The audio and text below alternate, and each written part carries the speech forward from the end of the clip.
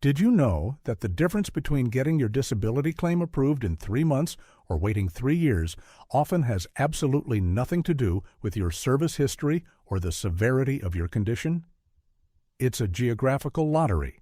It hinges entirely on which VA regional office happens to be assigned to your case, a bureaucratic roll of the dice that can determine your financial stability, your access to health care, and your peace of mind. For too long, veterans have been told that the VA is a monolithic entity, a single, standardized machine, but the truth is far more complex and, frankly, far more frustrating. We've analyzed the performance data, the metrics the VA tries to keep quiet, and we're ranking the VA regional offices not just for clicks, but because understanding this disparity is the first step to fighting for the benefits you earned. We're going to show you the worst offenders, the offices where claims go to die, and the few shining examples that prove the system can work efficiently. And we're going to explain why this ranking matters to every single veteran currently navigating the system or preparing to file. We start our deep dive into the hidden world of VA performance with the most visceral, painful metric of all: the processing time nightmare. This isn't just about administrative efficiency. This is about the human cost of waiting. We're identifying the offices with the longest average claim completion times, the places we call the slowest 7, and dissecting the hidden reasons behind their perpetual backlogs. Imagine filing your claim, knowing your medical evidence is solid, only to watch the months, then the years, tick by.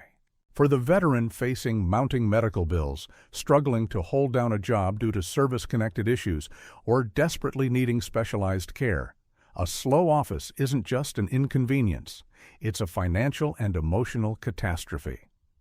When we look at the data, certain regional offices consistently lag behind the national average, sometimes by hundreds of days. These aren't temporary spikes, these are systemic failures rooted in deep administrative decay. Why does the Fargo, North Dakota RO, for instance, handle claims with a vastly different timeline than, say, the Winston-Salem, North Carolina RO? The answer is never simple, but it always involves a combination of understaffing, poor training, and an overwhelming volume of complex claims that the office is simply not equipped to handle. Yet the claims keep coming, flowing into a bottleneck that seems impossible to clear. The slowest offices often share a few key characteristics that feed this processing time nightmare. First, they are often characterized by high employee turnover. When claims processors leave frequently, the institutional knowledge required to efficiently handle complex disability cases walks out the door with them. New processors, no matter how dedicated, require extensive training, and while they are learning the ropes, the existing backlog continues to swell, creating a vicious cycle of delay. Second, these offices often lack effective internal triage systems. In an optimized office, claims are quickly categorized: simple increase claims versus complex PTSD claims requiring specialized medical opinion versus multi-issue claims requiring records from 3 different service branches. The slowest offices treat every claim like a generic piece of paper, failing to prioritize or assign the claim to the most appropriate, experienced team member, meaning a simple, straightforward claim might sit behind a highly complex one for months, simply because of its position in the queue. This lack of intelligent organization is a death knell for efficiency. Furthermore, the slowest offices are often plagued by an inability to efficiently manage external dependencies, particularly the scheduling of compensation and pension (C&P) exams. While the C&P exams are often outsourced to third-party contractors, the RO is responsible for coordinating the requests and ensuring the resulting reports are timely and adequate. In the slowest 7, there is often a critical breakdown here. Requests are delayed, follow-ups are non-existent, and when the C&P report finally arrives, it's often deemed insufficient, forcing the entire process to loop back, adding months of unnecessary waiting. Consider the case of a veteran we'll call Sergeant Ramirez, who filed a claim for several orthopedic issues through an RO known for its long wait times. His initial processing time was quoted at 180 days, which is already too long. But due to a clerical error at the RO, his request for C&P exams wasn't sent for 60 days. Then, the contractor couldn't schedule him for another 90 days. When the exams were finally completed, the RO determined one of the doctor's opinions was vague, necessitating a clarification request that took another 45 days. Sergeant Ramirez's 180-day expectation ballooned into a 400-day reality simply because of systemic inertia and poor coordination within that specific regional office.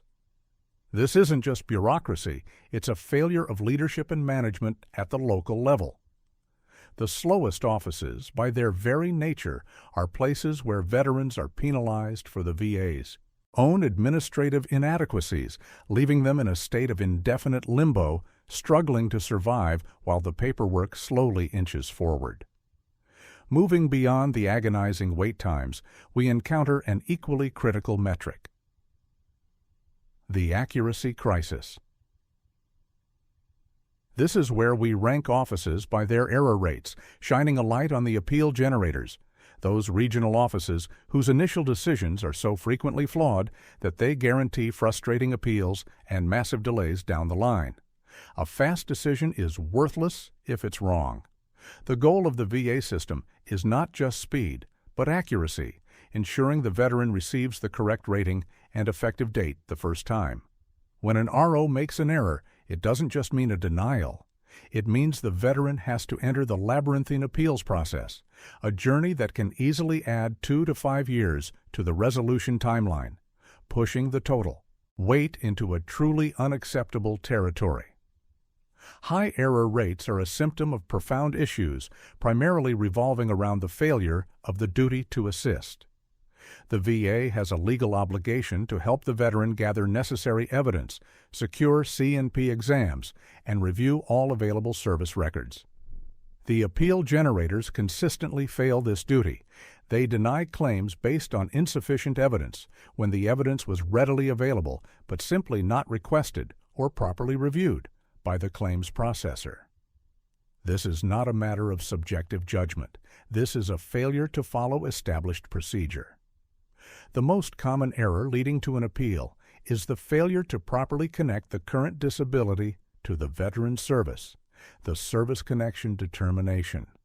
A high-performing RO will meticulously review the veteran's entire service medical record, SMR, cross-reference it with lay statements, and ensure the C&P examiner is provided with a complete packet of information.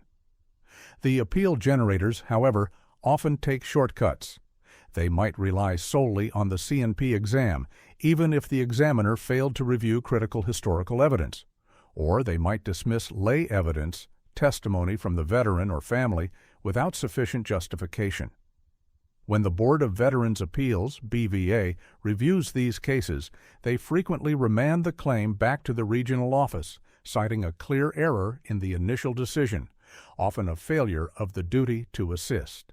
This remand process is intensely frustrating because the RO is essentially being told, "You messed up, go back and do your job properly," but the veteran pays the price in lost time. The ROs with the highest error rates are often those where training is minimal, where processors are overwhelmed by unrealistic production, quotas, and where quality review systems are weak or non-existent. Think about the psychological impact.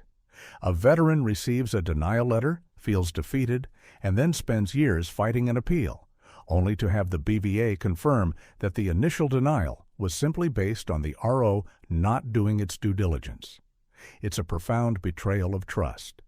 For example, the RO we identified as having the worst error rate often misapplies the criteria for specific mental health ratings, resulting in an initial rating of 30% when the evidence clearly supports 70% or higher.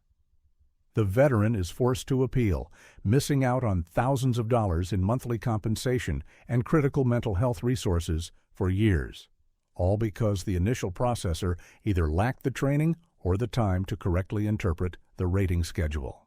This crisis of accuracy is directly linked to the processing time nightmare because every flawed decision creates an appeal, which in turn consumes resources and time that could have been spent processing new, clean claims. The appeal generators are essentially creating their own administrative quicksand, trapping veterans in a cycle of endless litigation. Next on our list of critical indicators is the customer service chasm. We are analyzing veteran feedback scores and accessibility, highlighting the ghost offices, the regional offices where communication breaks down completely, leaving veterans feeling unheard, ignored, and lost in the system. The VA system is inherently complex.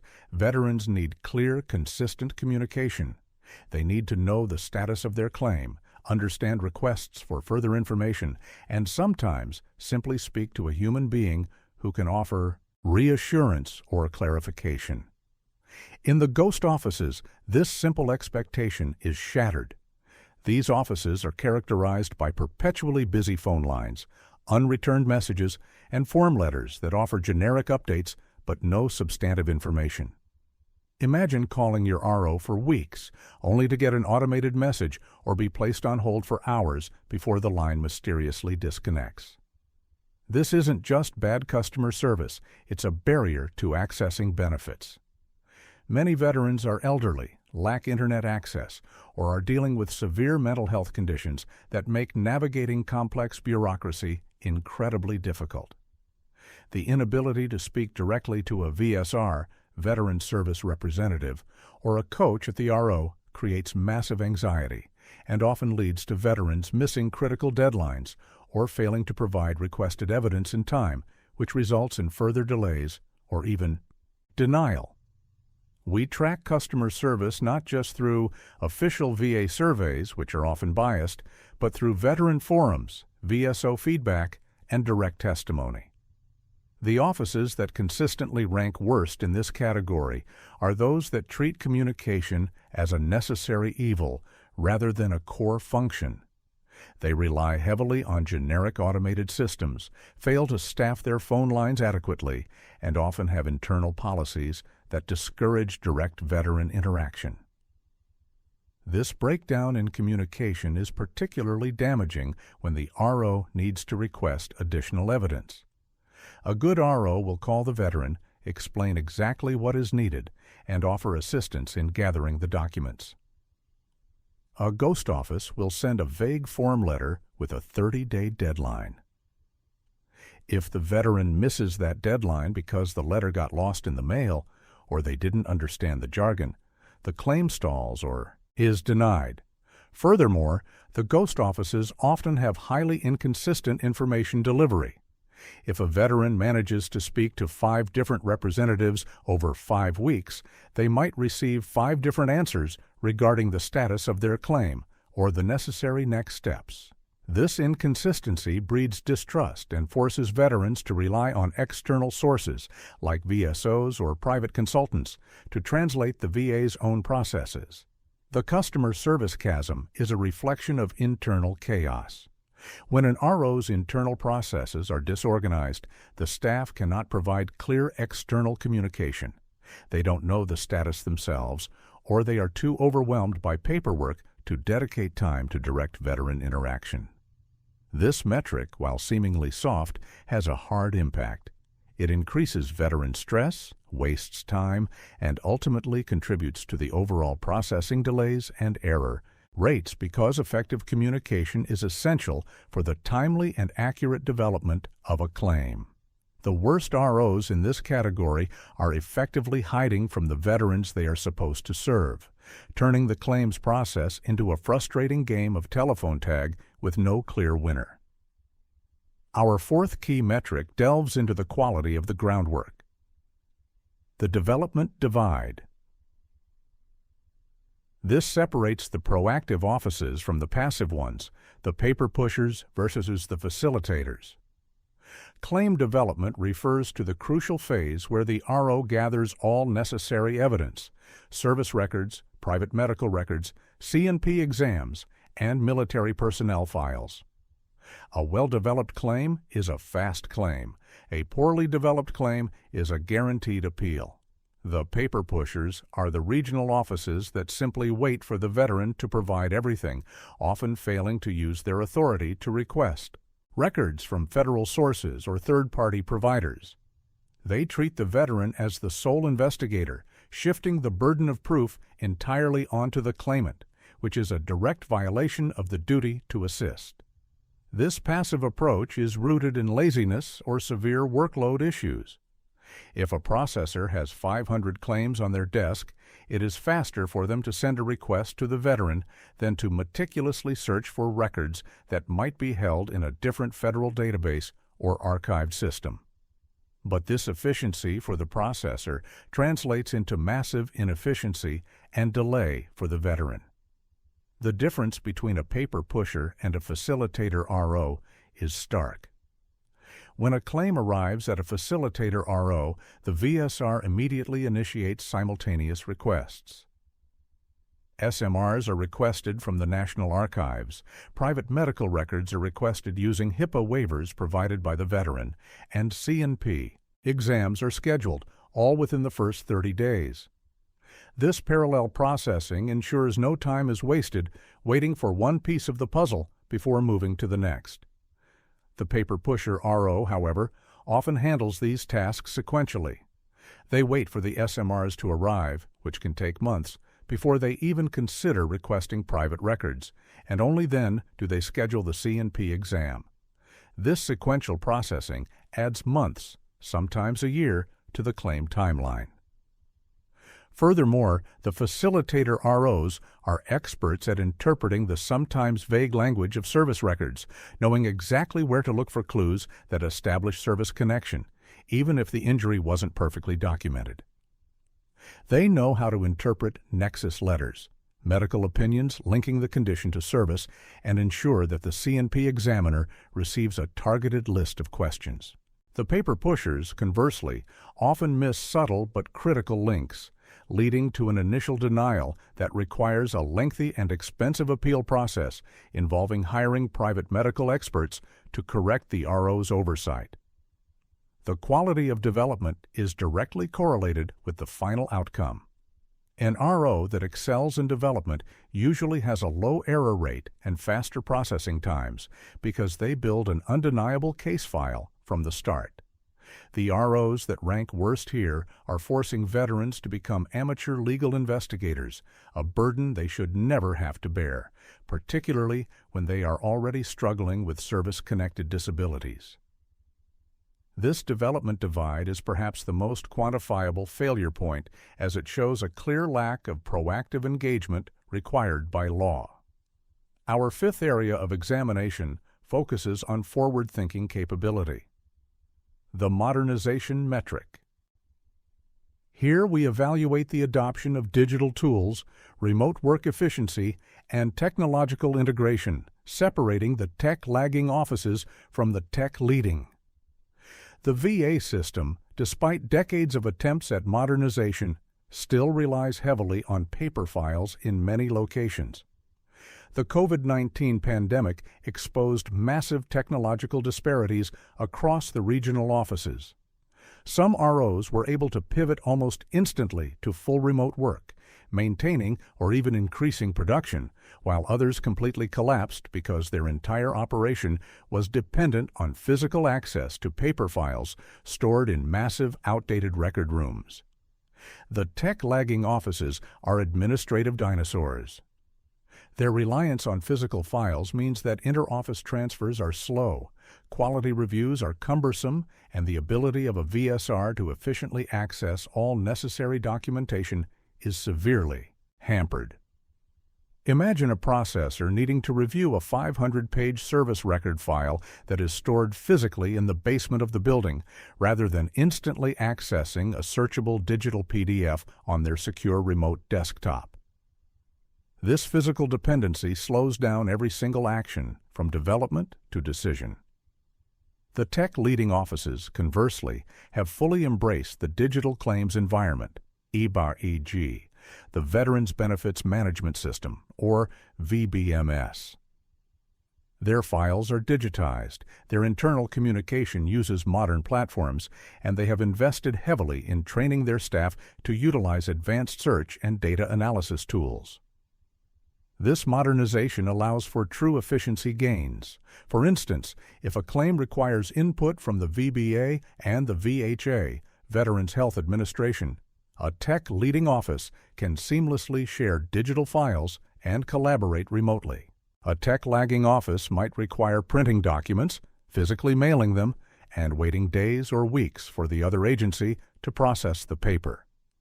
Furthermore, technology plays a critical role in quality control. The best offices use data analytics to identify trends and errors before they become systemic, allowing them to adjust training and processes in real time. The worst offices only discover errors months later through the appeals process, long after the damage has been done. The modernization metric also impacts accessibility for the veteran. Tech-leading offices are better at integrating online portals, allowing veterans to upload documents instantly and receive real-time status updates. The tech-lagging offices still rely on physical mail, adding days or weeks to every communication cycle. The irony is that the VA has the resources to mandate modernization, yet the implementation success varies wildly by regional leadership. Those offices stuck in the paper age are condemning their veterans to unnecessary delays and errors, proving that infrastructure, not just intent, dictates performance. This technological inertia is a self-inflicted wound that the worst-performing offices refuse or are unable to heal, and the consequences are felt directly by the veterans waiting for a decision. This brings us to a crucial, often overlooked factor: the regional resource reality. Here, we compare staffing levels, budget allocations, and the sheer workload distribution per veteran population, distinguishing between the overburdened and the optimized. An RO's performance is often a direct reflection of the resources it has available relative to the demand it faces. Some regional offices are situated in states with extremely high veteran populations, or states that historically have a high rate of complex claims, e.g., those near major military bases or training centers. If an RO serving a state with 500,000 veterans has the same staffing level as an RO serving a state with 50,000 veterans, the performance disparity is mathematically inevitable. The overburdened offices are constantly struggling just to keep their heads above water.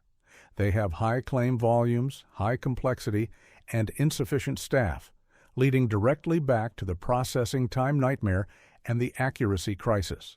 The VSRs in these offices are pressured to meet aggressive production quotas, forcing them to prioritize speed over thoroughness, which, as we know, generates appeals. We look specifically at the ratio of VSRs to active claims and the turnover rate within the office. High turnover in an overburdened office is a death spiral. New employees take time to train, and during that training period, they are less productive, adding strain to the already overworked veteran staff.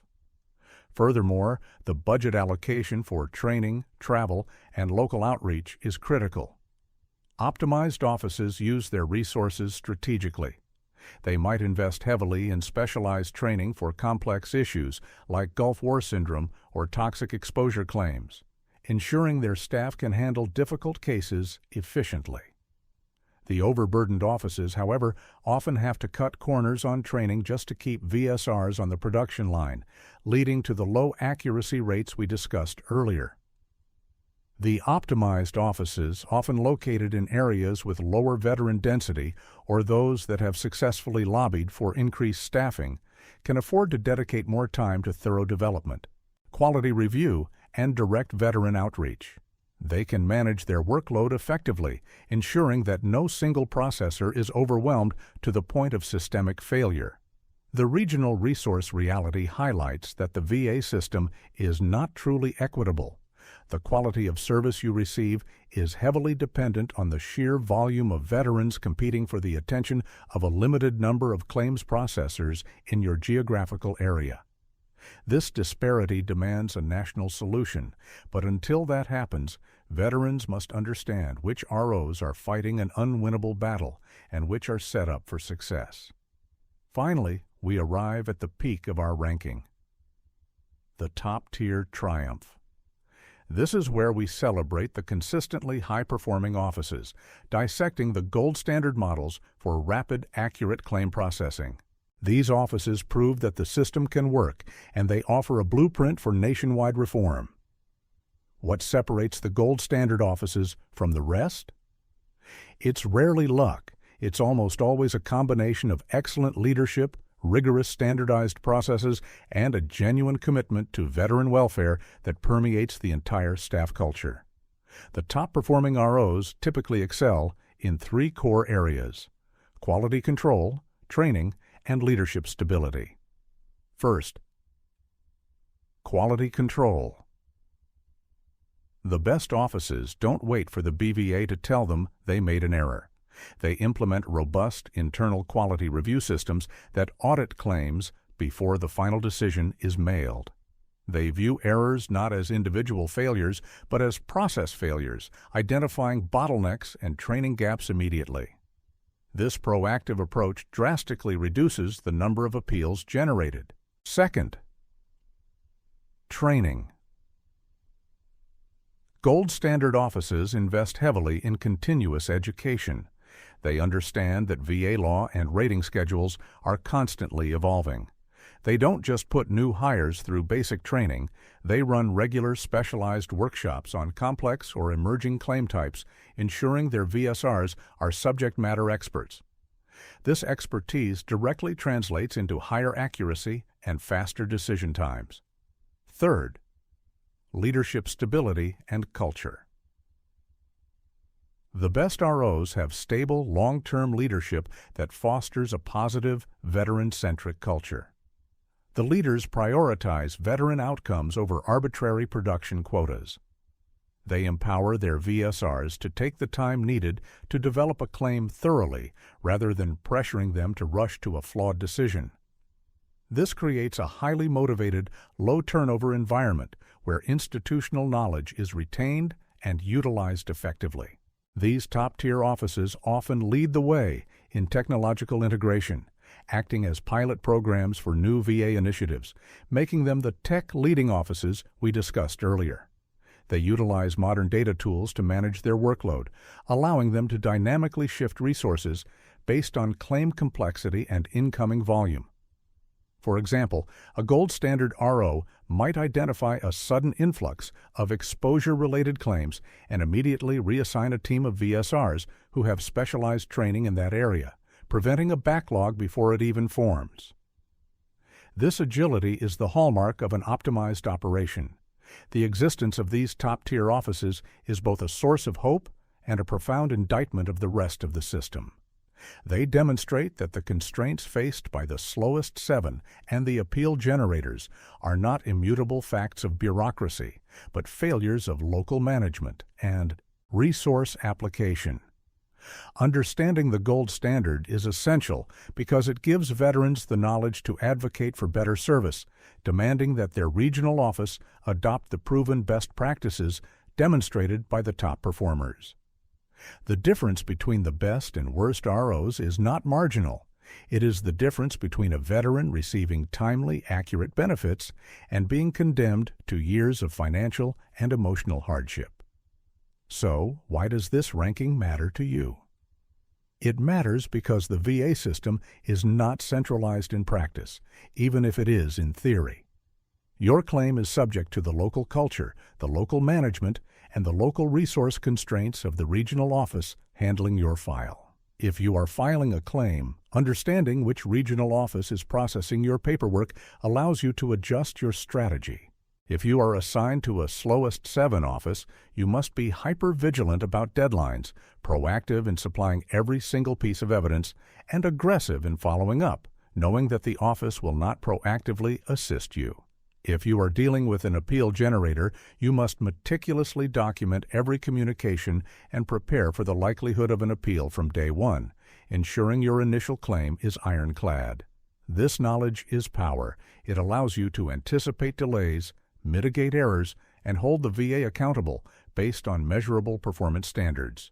Ultimately, the goal is not just to rank these offices, but to expose the systemic inconsistencies that create a massive disparity in service for those who have served us. Every veteran, regardless of where they live or which office is assigned their file, deserves the gold standard of service. Timely, accurate, and supportive. Until that day comes, knowing the reality of the regional office lottery is your best defense against bureaucratic failure.